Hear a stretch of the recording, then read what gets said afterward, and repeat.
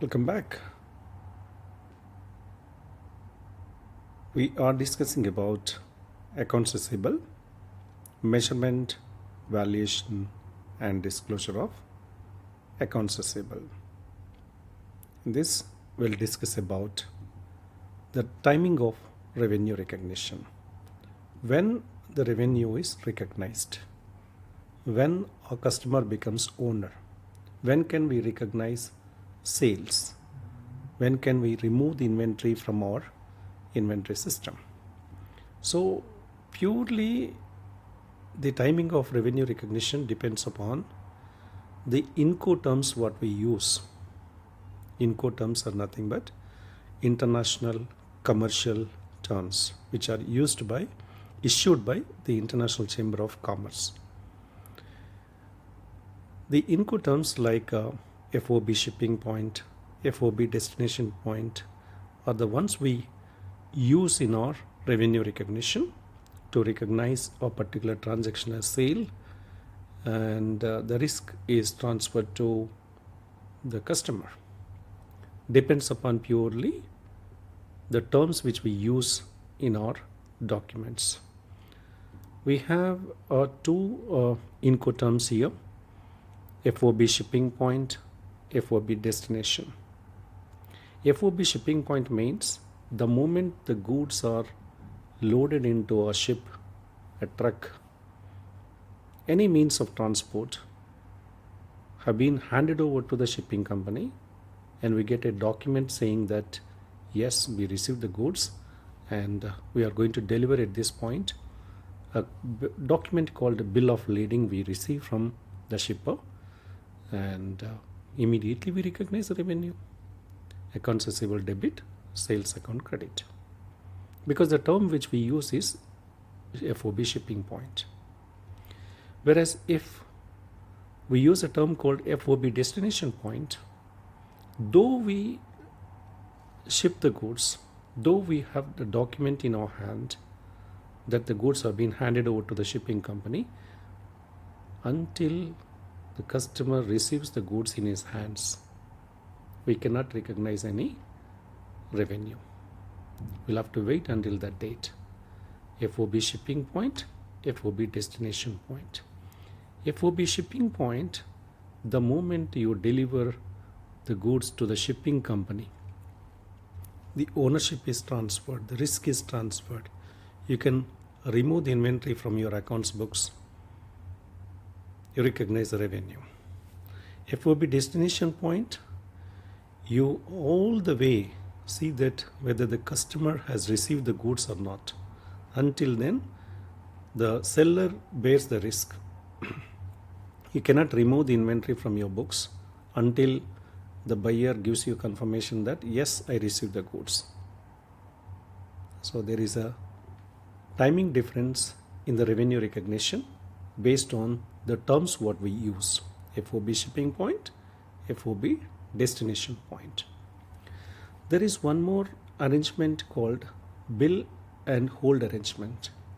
Under this arrangement, we recognize revenue upon just the transaction is completed. Means what? A customer comes to you saying that I want these goods and I want my company logo to be printed here. This is the color, this is the size, this is, like specifications are given by customer, but customer does not take delivery of the goods. You are in possession of the goods. Customer pays you amount, or customer asks you credit. You sold the goods, you recognize the revenue, but the goods are still in your warehouse. That's called bill and hold arrangement. In such cases, some vendors even charge the rental charges for holding the goods until the customer takes the delivery. This is called bill and hold arrangements, because the goods are specially made for the customer, right? So if at all customer doesn't take delivery, we don't have any alternative use. Mostly these are all specially ordered goods. Specially ordered goods are recognized as revenue the moment we get a customer. The goods are delivered or not doesn't matter. Then the next arrangement is called consignment. Under this method, the principal, the owner of the goods, holds some goods with his agent, okay, to be sold on commission basis. Samsung sends the goods to a hypermarket to be sold on consignment basis based on commission based. So the hypermarket will hold the inventory until they are sold to the ultimate customers. Until then, Samsung cannot recognize the revenue. Consignor is Samsung. Consignee is the hypermarket. Consignee is having the inventory, but consignee did not buy, consignor did not sell. It's an arrangement between these two parties to sell the goods to a final customer, and the agent will get some commission. So only when agent reports that I have sold these goods, this is the money I received, this is my commission, and this is your revenue, then consignor will recognize the revenue. Like in this example, we sold goods, say 100 units, whose cost is $50. Total amount of goods sent on consignment is 5,000. Side, we spend some money on transportation to move the goods from our warehouse to the consignee warehouse, $300. Consignee agreed that he will sell our goods at a commission of 10%, okay, and the selling price is $80. He sold 80 pieces, 6,400 is the amount. From 6,400 he will deduct $150 towards his commission, and he will remit you 5,590. So your sales are 6,400, selling expenses are 150, and remaining 20 units you cannot sell, you cannot record it as sale, because still that inventory is with the consignee. Consignee is holding that inventory, but in your book still you will have the 20 units, though physically they are not with you. So you need to read the question carefully about these special arrangements during the examination. Look for the Incoterms FOB shipping point, FOB destination, bill and hold arrangements, consignment, consignor, consignee kind of services. Let's check one question here. Sundale Opulence distributor ships goods to a customer under FOB shipping point. See the term carefully. FOB shipping point terms. On June 27th, the customer receives the goods on July 2nd. Sundale closes its books on monthly, in which month should Sundale recognize the sale and related receivables?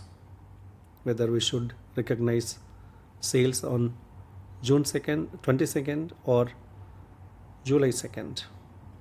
What is the shipping term used here? FOB shipping point. FOB shipping point means upon just handing over the goods to the shipping company, we recognize the goods. So what is the answer? Yes, June 27. The revenue will go into June month. For bill and hold arrangement to support revenue recognition before the physical delivery of the goods, which condition is essential? So what you understand about bill and hold arrangements? We bill the customer, but we hold the inventory because the inventory is specially made for that particular customer. So the moment when we raise a bill, immediately we recognize the revenue. Customer may receive the goods later. So what is the answer here? Yes, B. They are ready for shipment, they are specially made, and the seller doesn't have any alternative use if customer doesn't take delivery. Then the next important topic what we discuss is about credit losses. Credit losses, we call them as bad debts. One of the important topics highly tested on the exam. Credit losses. When the customer is, not able to pay. You tried your efforts, you're not able to collect this money. So it is proved that it is very difficult, or there are no hopes to collect money from customer. In that case, yes, we feel to write off this account. Okay, so there are two methods which we use. One, a direct method, direct write-off method. The next one is allowance method. Under direct write-off method, we record a bad debt expense the moment when we come to know that a customer account cannot be recovered. Okay, so bad debt account debit, accounts receivable credit. We knock off the customer's account only when you are sure that we are not able to collect money anymore.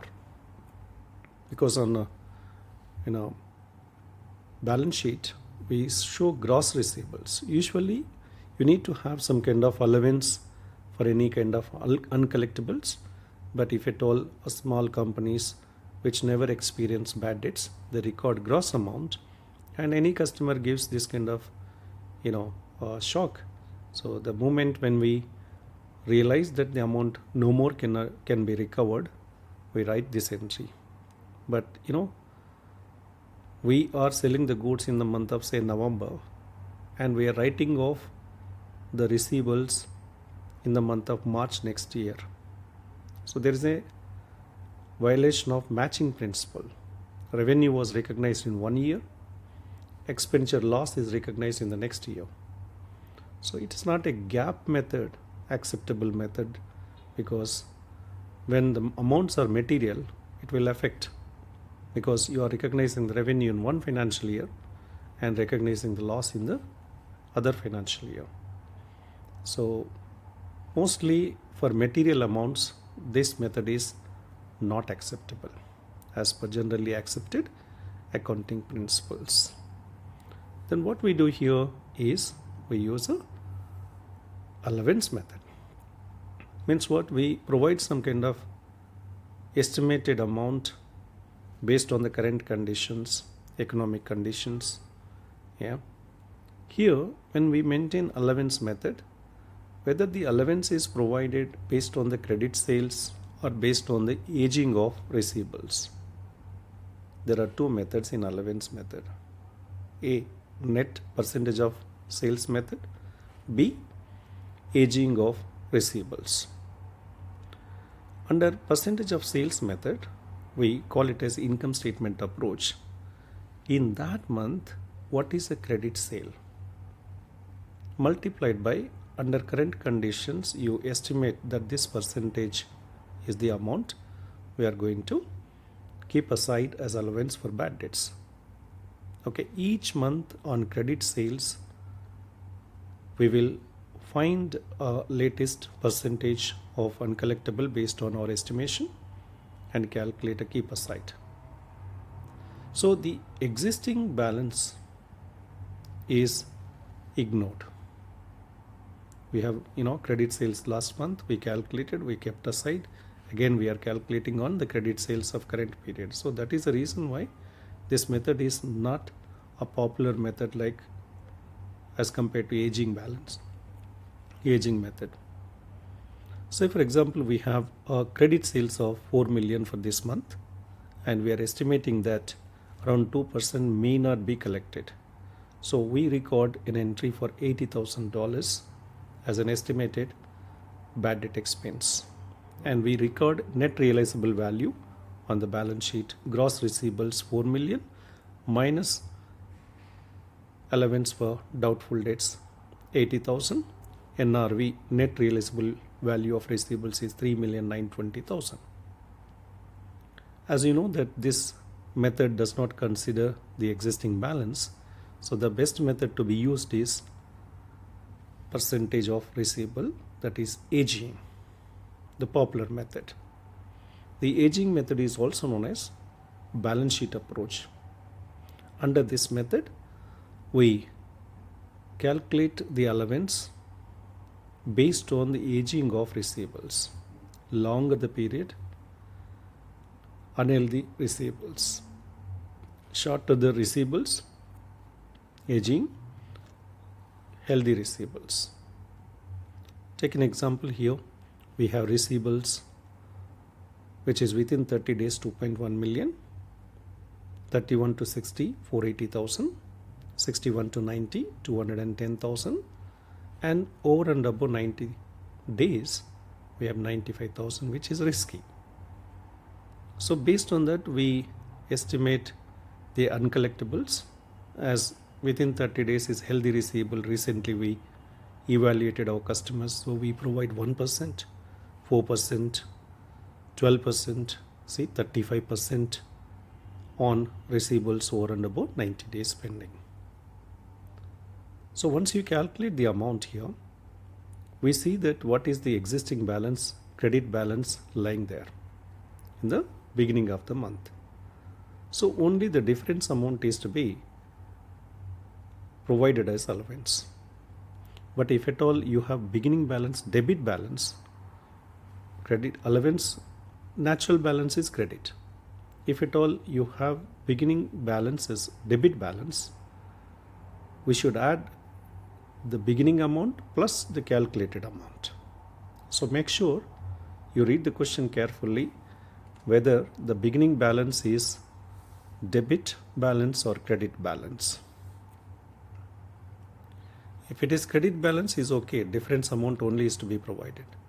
But if at all it is a debit balance, the closing amount plus beginning amount, both amount to be added and provided. Yep.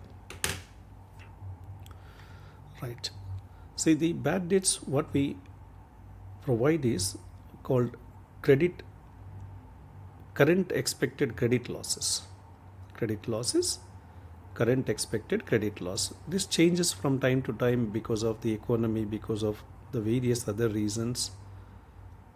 The allowance may increase, may decrease based on the economy in which we operate our business. Let's take a small example. We have a beginning balance from the previous year, 145,000. Current year we are estimating that bad debt expense of 96,000 is required. So 145,000 plus 96,000 is the amount provided because beginning balance is credit balance. Yeah, right. 96 plus 145. If it is debit balance, we need to provide more to have 165,000. We need to add this amount. Minus actual bad debts written off. 88,000 is the customer balances that are written off in this period. Means what? We are not able to collect and we wrote off. 12,000 is the amount which was previously written off, now recovered. Earlier it was written off. Later now we are recovering this amount. So do not record this 12,000 as miscellaneous income. Put it back in allowance. So the ending balance at the end of the year, you will have 165,000. I suggest instead of having this tabulation, better you go with this equation method to find out the ending balance. Why? Because sometimes the examiner may not give you ending balance, may give you ending balance, but he may ask you any other thing. Like say for example, he will ask you what is the current year bad debt expense by giving you ending allowance. So you use an equation format and the amount which is not given you write X, find out X amount. So please follow this equation method instead of tabulation.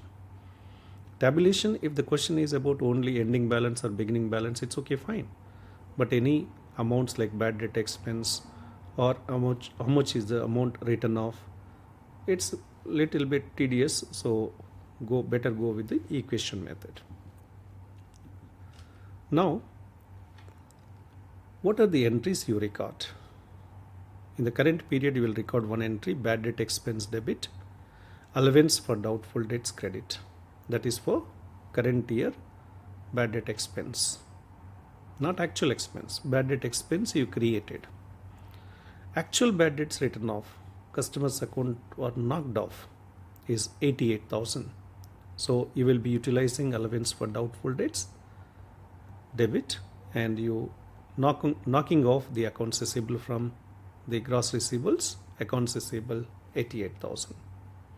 So if you count the journal entries, this is the first entry for expense, this is the second entry for actual bad debts written off, and you have third entry if at all previously written off, customers, they want to pay you back, then you need to write this entry: accounts receivable debit, allowance account credit, to escalate accounts receivable amount before you collect money. The moment you receive money, cash account debit, accounts receivable credit. So follow that 1, 2, 3, 4 journal entries so that you become comfortable. Yep. If you are comfortable with T account, you can use even T account to find the missing amounts. Allowance for doubtful debts, debit side. Credit side begins with the opening balance. Credit side, because it's an allowance, natural balance is credit balance. But if at all it is given as the opening balance with the debit balance, you should have this beginning balance on the debit side. Then bad debt expense, recovery of the previously written off bad debts reinstated. The closing balance will be 165,000, which is the total of this minus 88,000. You can even think of your T account if you are comfortable with T accounts. So regarding this bad debts, allowance for bad debts, actual bad debts written off, you have to be very, very careful in the exam. Percentage of sales method ignores the existing allowance, whereas the aging does not. And aging will consider the beginning balance. If it is credit, from ending balance you need to deduct. If it is debit balance, beginning balance is debit balance, it should be added to the ending balance. Careful. Yeah. Let's take an example. Fenimore Retail Group estimates that 2% of its 4 million net credit sales will be uncollectible. Using the percentage of sales method, what is the bad debt expense for the period? Not actual bad debts. Allowance to be provided, keeping a bad debt expense on income statement. Does the existing allowance balance affect this calculation?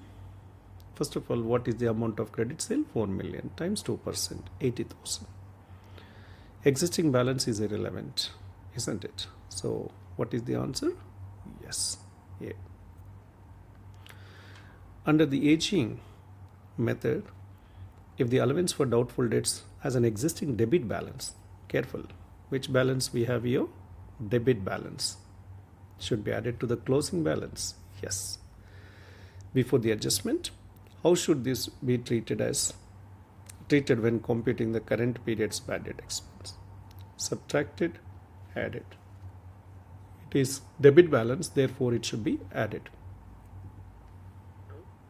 Super. How does current expected credit loss model differ from incurred loss model for estimating the credit loss? What do we understand here? How much is an expense that is created? How much is the actual bad debt that is written off? What is the difference? Yes. Requires estimating the expected losses over the asset entire remaining life at the initial recognition. Whereas the other one is what? Using the forward looking information, that how much should be the allowance that should be provided. Actual loss is what? Written off amount. We'll discuss about the next topic on accounts receivable called factoring. Factoring, when we have receivables in our books, but we are in the need of money now. We extended credit to our customers. We want some financial support. Yeah. So in that case, what we can do is we can reach a factor, be any bank or financial institution, any other organizations who are encouraging this. By giving our receivables as collateral, we get some money, loan, called factoring.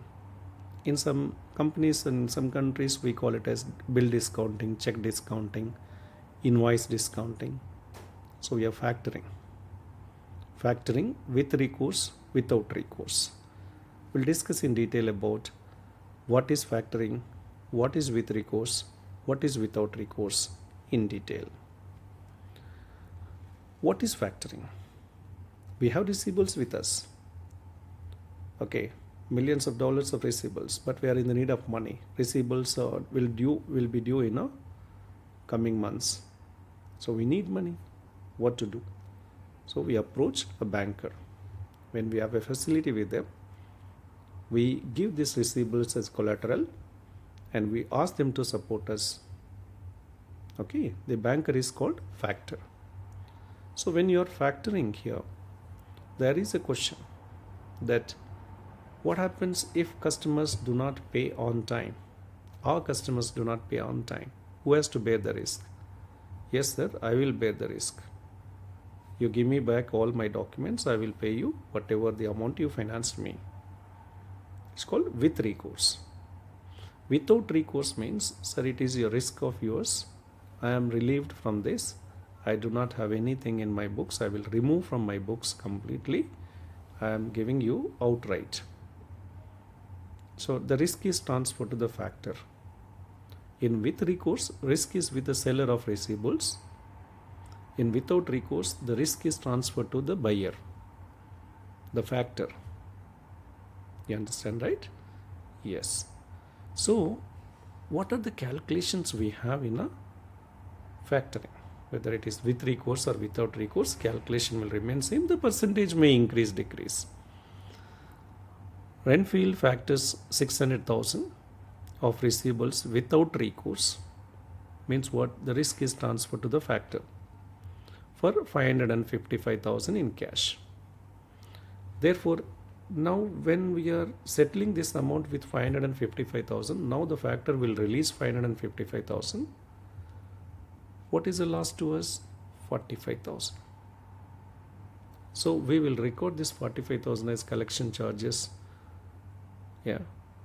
And 555,000 as a cash collected and remove completely the accounts receivable from balance sheet. And also we do not have any obligation because it is the factor's responsibility to collect this money from my customers. So I don't have any risk here. Risk is already transferred to the factor.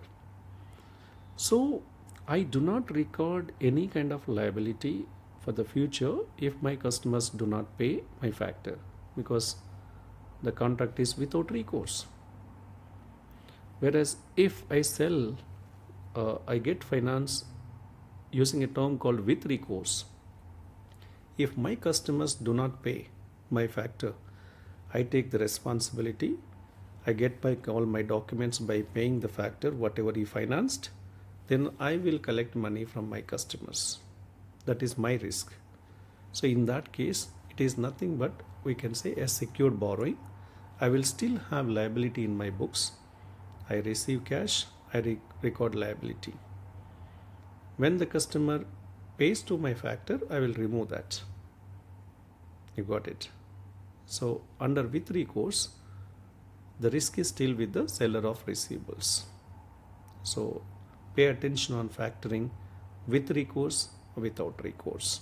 With recourse, risk is still retained with the seller of the receivables. Without recourse, risk is transferred to the factor. Sometimes we may sell our receivables outright to someone. Means what?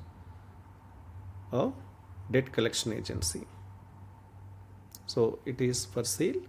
The previous one is called what? Factoring. So when we sell our receivables outright, it can be like we are transferring 750,000 for 690,000. Okay. If it is a factoring, we will create a liability. But if it is sale again, we sold outright, we do not record any liability. If you are selling with recourse, we will get back. So we will create a liability for the amount collected. So it depends upon the control, who is having control of the collectability and the risk, who is bearing the risk. Renfield Apparel Company factors receivables without recourse. Without recourse. What is the effect on this transaction on Renfield's balance sheet? Without recourse. So what happens here? Who bears the risk? Yes. Receivable is fully removed from the books. The risk is transferred to the factor. It is not our business whether factor collects money or not. Okay, liability is not there in balance sheet at all. It is without recourse. Under Accounting Standards Codification 860, factoring transaction with recourse. See, with recourse means what? Risk is still with the seller of the receivables. Can still qualify for sale accounting if the seller has retained effective control over the transfer receivables, surrendered control with the estimated recourse obligation recorded as a separate liability, guaranteed the factor fixed return exceeding it's a distractor receivable total value, failed to document transfer in any written agreement. So it's a distractor. It is with recourse. We are giving control to the buying company, the debt collection agents. But if at all, again, it is without recourse, we are outright selling, we are not responsible for that.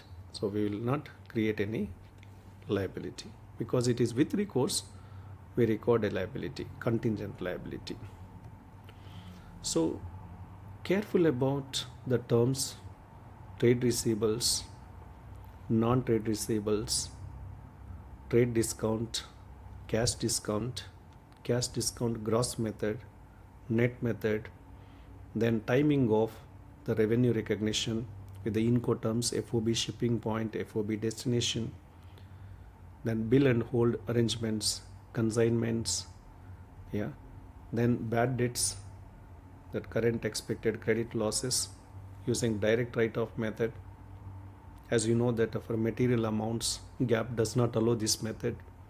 Allowance method, income statement approach, balance sheet approach, the equation to find out the missing items. Then factoring with recourse, without recourse, then sale of receivables. So pay attention on the terms, try to understand the terms. Hope you understand the topics. We'll see you in the next session. Till then, have a good time. You take care.